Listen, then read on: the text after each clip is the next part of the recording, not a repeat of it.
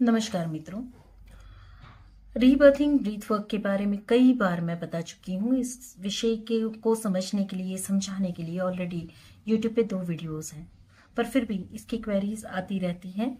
आज आपसे हम कुछ कंटेंट शेयर करना चाहते हैं।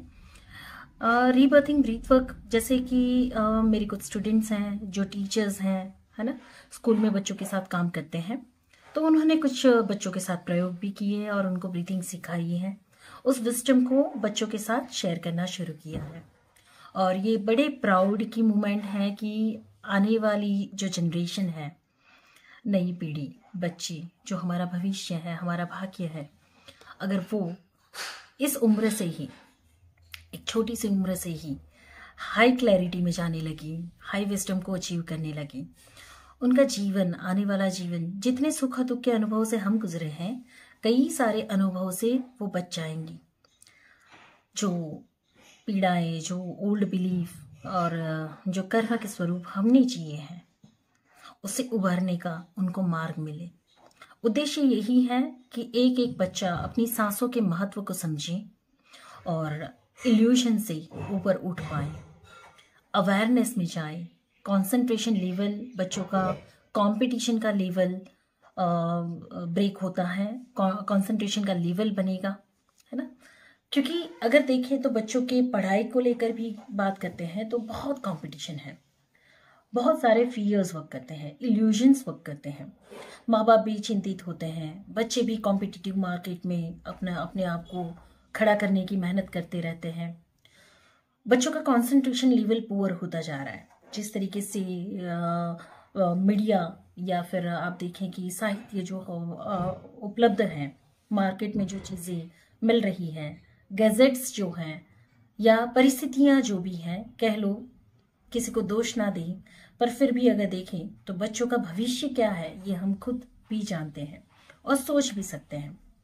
पर अगर स्कूल में ही बच्चों को सांसों का महत्व समझाया जाए, उससे उपलब्ध होने वाले बेनिफिट से उनको परिचित कराया जाए, तो कितनी चीज़ें ब्रेक हो सकती हैं, कितने इल्यूजन्स, कितना अज्ञान दूर हो सकता है, बच्चों की क्षमताओं का विकास कितना और सरल हो सकता है। तो कुछ मज़ेदार प्रयत्न हुए हैं जिसे आप सब देखें। ब्रीथिंग का महत्व मेरे लिए हमेशा से ही बहुत रहा है और आप अगर एंशिएंट हिस्ट्री को भी उठा लें, हमारे पाश्चात्य संस्कृति की भी अगर बात कर लें, तो सांसों के विज्ञान पे ही तो सारा आध्यात्म टिका हुआ है। सांसों के विज्ञान पे ही तो सारा आध्यात्म टिका हुआ है। अगर कुछ सनातन है और शाश्वत है तो वो है आपकी सांसें। सांसों का अपना महत्व है। जब आपने इस धरती पे जन्म लिया तो सबसे पहली सांस आपने इस शरीर में ली, और जब आप इस धरती को छोड़ेंगी, इस शरीर को त्यागेंगी, तो सबसे आखिरी श्वास छूटेगी। तो पहली और आखिरी सांस के बीच में जो एक लाइन है वो है आपका जीवन। इन दोनों को जोड़ने वाली जो एक लाइन है वो है आपका जीवन। और जीवन में अच्छे और बुरे अनुभव हैं, आपके सुख और दुख के अच्छे और बुरे अनुभव हैं। और हर एक अनुभव के समय अगर कोई साक्षी रहा है तो वो है आपकी सांसें।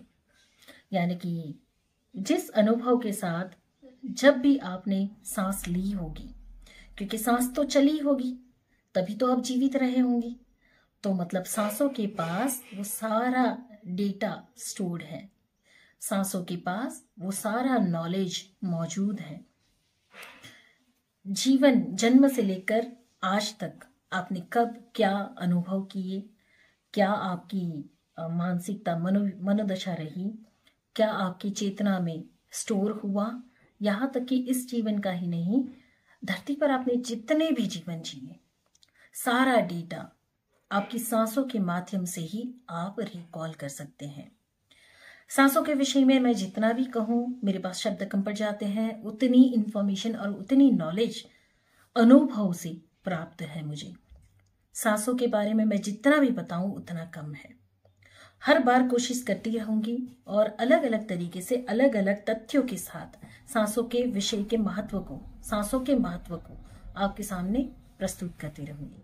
पर आज के इस वीडियो में हमें यही देखना है कि किस तरीके से हमारी एक स्टूडेंट है जिसका नाम है प्रतिभा, और उसने अपने स्कूल के बच्चों के साथ ब्रीथिंग प्रैक्टिस करवाई, उनकी कॉन्शियसनेस को राइज करने का काम कर रही है। डे टू डे हर रोज वो अलग अलग तरीके से बच्चों को अलग अलग प्रैक्टिसेस करवाकर उनकी चेतना शक्ति को ऊपर उठाने का काम कर रही है, और ये एक मज़ेदार अनुभव है। यही तो उद्देश्य है कि हम देश, समाज या अपने इस धरती पे हम क्या कुछ अच्छा दे पाते हैं, हम क्या सर्व कर पाते हैं, हमारा उद्देश्य क्या है, मकसद क्या है इस धरती पे आने का। अगर हमने किसी की चेतना शक्ति को जागृत करने का काम किया तो उसकी ज़िंदगी संवर जानी है, उसका भविष्य सुधर जाना है, बदल जाना है। आज आप जिस रियलिटी पे खड़े हैं, आप जहाँ पर भी खड़े हैं, जिस भी रियलिटी में खड़े हैं, अगर 1% भी आपके जीवन में कोई बदलाव ला पाए, अगर 1% भी आपको जीवन का नया दृष्टिकोण हम दे पाए, तो हम अपने जीवन को यथार्थ समझ पाएंगे कि हमने वाकई ही अपने मकसद को जिया। और बस यही उद्देश्य है, यही कर्तव्य भी है, और यही हमारा निष्काम कर्म भी है। तो इसके बाद के वीडियो को सुनिएगा, देखिएगा, और अपना जो भी ओपिनियन है या आप जो भी हमसे शेयर करना चाहते हैं वो कमेंट में शेयर करिएगा। और ऐसे कुछ और एविडेंसेस, ऐसे और कुछ और वीडियोस या ऐसे और कार्य को हम आपसे शेयर करते रहेंगे। तब तक के लिए धन्यवाद। टेक्निक करेंगे और इसको रीबर्थ ब्रीथ वर्क कहते हैं। ये जो हम ब्रीदिंग टेक्निक करेंगे ये 4 स्टेप्स में होते हैं, जिसमें एक स्टेप हमारा होता है डीप इनहेल और एक्सहेल का। बहुत ही हम आराम से सांस को खींचते हैं और सांस को छोड़ते हैं। दूसरी टेक्निक में हम ब्रीदिंग थोड़ा फास्ट करते हैं।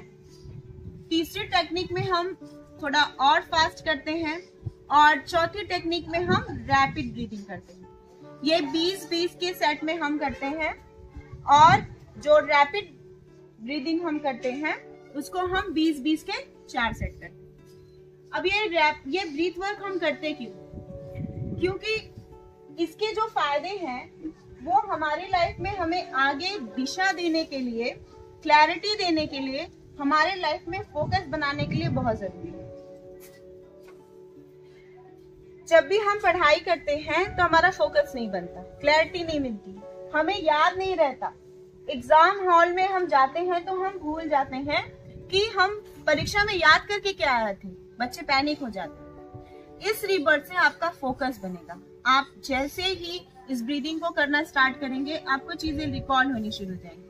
इसके अलावा लाइफ में आपको आगे जब भी क्लैरिटी ना मिले कि क्या करना है जीवन में, कौन से सब्जेक्ट चुनने हैं, किस स्ट्रीम को पढ़ना है, साइंस पढ़ना है, आर्ट्स पढ़ना है, या लाइफ में क्या करना है, जॉब करनी है या फिर हमें सर्विस करनी है या हमें कोई बिजनेस करना है, क्लैरिटी नहीं मिल रही। तो इस ब्रीथ वर्क को आप जब लगातार अपने जीवन में करते रहेंगे तो धीरे धीरे आपको अपने लाइफ में दिशा मिलनी शुरू हो जाएगी, क्लैरिटी मिलनी शुरू हो जाएगी, जो आपके लाइफ टाइम के लिए हमेशा आगे साथ और सपोर्ट देते रहेंगे।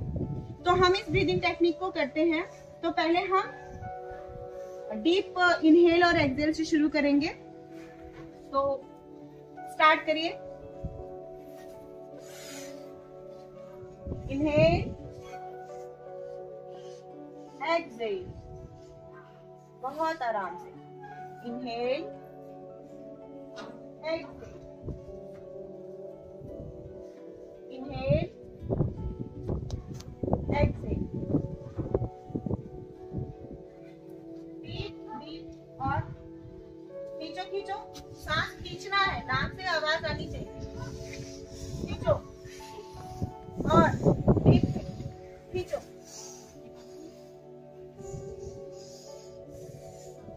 खींचो, सांस खींचो, खींचो, खींचो, खींचो, खींचो, खूब जोर से आवाज, घर्षण करते हुए गले से खींच कर जानी चाहिए आवाज।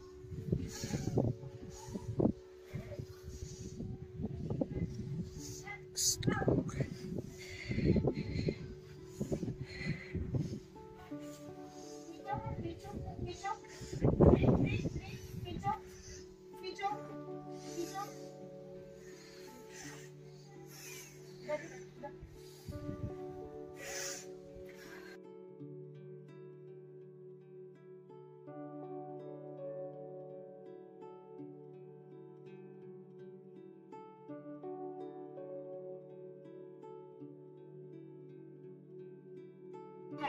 ब्रीदिंग करके अच्छा लगा? हल्का फील हो रहा है? खुशी मिल रही है? अच्छा लग रहा है? अंश बताओ, तुम्हारा तो हार्ट चक्रा ओपन हो गया एकदम है। कैसा लग रहा था ब्रीदिंग करके? मैम अच्छा लग रहा था। अच्छा लग रहा था? सबको अच्छा लगा? सिर्फ अच्छा नहीं लगना है, ये आपके लाइफ टाइम के लिए। मुझे ऐसा लग रहा था जैसे मैं बहुत ऊपर हूँ, मुझे कुछ नहीं, मेरा आसमान एकदम ब्लू ब्लू कलर सा सब दिख रहा था और बहुत अच्छा, मेरा मन एकदम शांत, एकदम समुद्र की लहरों में जो है ऐसे चला जा रहा था, अनंत जो है। मुझे बहुत अच्छा लग रहा था, फीलिंग हो रही थी।